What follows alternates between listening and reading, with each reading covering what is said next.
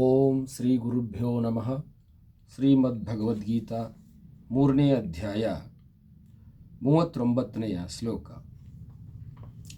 ಆವೃತಂ ಜ್ಞಾನಮೇತೇನ ಜ್ಞಾನಿನೋ ನಿತ್ಯವೈರಿಣಃ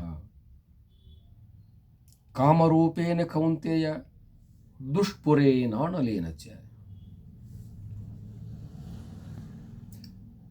Arjuna, knowledge stands covered by this eternal enemy of the wise, known as desire, which is unstable like fire. ಮನುಷ್ಯನಿಗೆ ಜ್ಞಾನ ಯಾಕಾಗ್ತಿಲ್ಲ, ಅವನ ಜ್ಞಾನವು ಅವನಿಗೆ ಯಾಕೆ ಗೋಚರಿಸ್ತಿಲ್ಲ ಅನ್ನೋದಕ್ಕೆ ಈ ದೃಷ್ಟಾಂತ ಉತ್ತಮವಾಗಿದೆ. ಪರಮಾತ್ಮ ಅರ್ಜುನನಿಗೆ ಹೇಳ್ತಾ ಇದ್ದಾನೆ, ನೋಡು ಅರ್ಜುನ, ಮನುಷ್ಯನಿಗೆ ಸಂತೃಪ್ತಿಯನ್ನೇ ಉಂಟು ಮಾಡದಿರತಕ್ಕಂಥ ಮತ್ತು ಪರಮ ಶತ್ರುವಾಗಿರತಕ್ಕಂಥ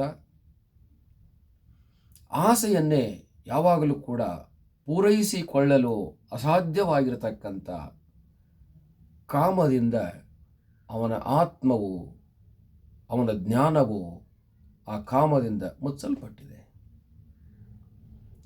ಕಾಮ ಅನ್ನುವಂಥದ್ದು ಬಹಳ ವಿಕೃತವಾಗಿದೆ ಅನ್ನೋದನ್ನು ತೋರಿಸ್ತಾ ಇದೆ. ಮನುಷ್ಯನ ಆಸೆ ಅನ್ನುವಂಥದ್ದು ಅಳತೆ ಇಲ್ಲದಂಥದ್ದು ಅಂತ ಹೇಳಲ್ಪಟ್ಟಿದೆ. ಮನುಷ್ಯನಿಗೆ ಆಸೆ ಅನ್ನುವಂಥದ್ದು ಪರಮ ಶತ್ರುವಾಗಿದೆ. ಮನುಷ್ಯನಿಗೆ ಆಸೆ ಅನ್ನುವಂಥದ್ದು ಆತನ ಸರ್ವ ಸೌಖ್ಯವನ್ನು ನಾಶ ಮಾಡುವಂಥದ್ದಾಗಿದೆ. ಮನುಷ್ಯನ ಆಸೆಯು ಅವನ ಬೆಳವಣಿಗೆಯನ್ನು ಧ್ವಂಸ ಮಾಡುವಂಥದ್ದಾಗಿದೆ. ಮನುಷ್ಯನ ಆಸೆಯು ಅವನ ಕೀರ್ತಿಯನ್ನು ಮೊಟಕುಗೊಳಿಸ್ತಾ ಇದೆ. ಆಸೆ ಅನ್ನುವಂಥದ್ದು ಅದು ಬಹಳ ವ್ಯಾಪಕವಾಗಿ ಅವನಿಗೆ ಗೊತ್ತಿಲ್ಲದಂತೆ ಅವನನ್ನು ಮಂಕುಗೊಳಿಸ್ತಾ ಇದೆ. ಅವನನ್ನು ಕೂತ್ಕೊಳ್ಳಲಿಕ್ಕೆ ಬಿಡ್ತಿಲ್ಲ, ನಿಂತುಕೊಳ್ಳೋದಕ್ಕೆ ಬಿಡ್ತಿಲ್ಲ, ಮಲಗೆ ನಿದ್ರಿಸಲು ಬಿಡ್ತಿಲ್ಲ, ಎಲ್ಲಿ ಹೋಗಲು ಕೂಡ ಆತನಿಗೆ ಸಮಾಧಾನವಿಲ್ಲ, ಎಲ್ಲಿಂದ ಬರಲು ಕೂಡ ಆತನಿಗೆ ಅವಕಾಶವಿಲ್ಲ.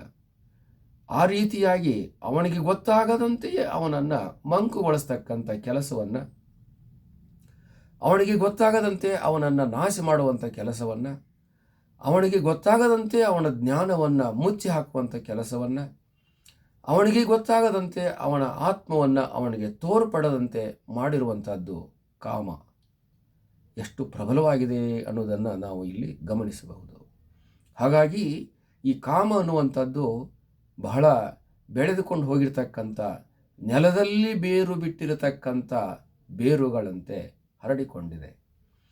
ಏಕೆ ಕರಿಕೆಯ ಬೇರುಗಳು ನೆಲದಲ್ಲಿ ಹರಡಿಕೊಂಡು ಎಲ್ಲೆಲ್ಲಿಯೋ ಉತ್ಪತ್ತಿಯಾಗಿ ಹೇಗೆ ಬೆಳವಣಿಗೆ ಆಗುತ್ತವೆಯೋ ಹಾಗೆ ಈ ಕಾಮ ಅನ್ನುವಂಥದ್ದು ಮನುಷ್ಯನ ಶರೀರದಲ್ಲಿ, ಮನಸ್ಸಿನಲ್ಲಿ, ಬುದ್ಧಿಯಲ್ಲಿ, ಇಂದ್ರಿಯಗಳಲ್ಲಿ ಸಂಪೂರ್ಣ ಇವನ ಎಲ್ಲ ಕ್ಷೇತ್ರವನ್ನು ವ್ಯಾಪಿಸಿಕೊಂಡಿರುವಂಥದ್ದಾಗಿದೆ. ಆದರೆ ಮನುಷ್ಯನಿಗೆ ಅದು ನನಗೆ ಹೀಗೆ ತೊಂದರೆ ಕೊಡ್ತಾ ಇದೆ, ನನಗೆ ದುಃಖವನ್ನು ಉಂಟು ಮಾಡ್ತಾ ಇದೆ, ನನ್ನ ಬೆಳವಣಿಗೆಯನ್ನು ಮೊಟಕುಗೊಳಿಸ್ತಾ ಇದೆ ಅನ್ನುವಂಥ ವಿಚಾರ ಆತನಿಗೆ ಬರ್ತಾ ಇಲ್ಲ. ಆದ್ದರಿಂದ ಆಸೆಯನ್ನು ಪೂರೈಸಿಕೊಳ್ಳಲು ಮನುಷ್ಯನು ಹೊರಟಿದ್ದಾನೆ. ಈತನ ಆಸೆಯು ಈ ಕಾಮದ ಬೆನ್ನು ಹತ್ತಿ ಹೋದಾಗ ಎಂದೂ ಪೂರೈಸುವುದಿಲ್ಲ. ಉದಾಹರಣೆಗೆ ಒಂದು ಹಗ್ಗವನ್ನು ಹಸಿಯಲಿಕ್ಕೆ ಕೂತಿರತಕ್ಕಂಥ ಮನುಷ್ಯನು ಅದಕ್ಕೆ ಒಂದೊಂದು ಪಾಚುಗಳನ್ನು ಹಚ್ಚುತ್ತಾ ಹೋದಂತೆ ಅದು ಎಂದೂ ಮುಗಿಯಲಾರದಿರುವಂಥದ್ದು. ಯಾವಾಗ ಆತನು ಅದನ್ನು ರಿಟರ್ನ್ ಮಾಡಿಕೊಂಡು ಮರಳಿ ಜೋಡಿಸಿಕೊಳ್ಳುತ್ತಾನೆಯೋ ಆವಾಗ ಅದು ಮುಗಿಯುತ್ತದೆ. ಅದು ಹೇಗೆ ಮುಗಿಯಲು ಅಸಾಧ್ಯವೋ ಹಾಗೆ ಈತನ ಆಸೆಯು ಕೂಡ ಮುಗಿಯಲು ಅಸಾಧ್ಯವಾಗಿರುವಂಥದ್ದಾಗಿದೆ ಅನ್ನುವಂಥ ಅಭಿಪ್ರಾಯವನ್ನು ಹೇಳ್ತಾ ಕಾಮವನ್ನು ಕಂಟ್ರೋಲ್ ಮಾಡಿ ಅಂತ ಇಲ್ಲಿ ಹೇಳಲಾಗಿದೆ. ಹರಿ ಓಂ ತತ್ಸತ್.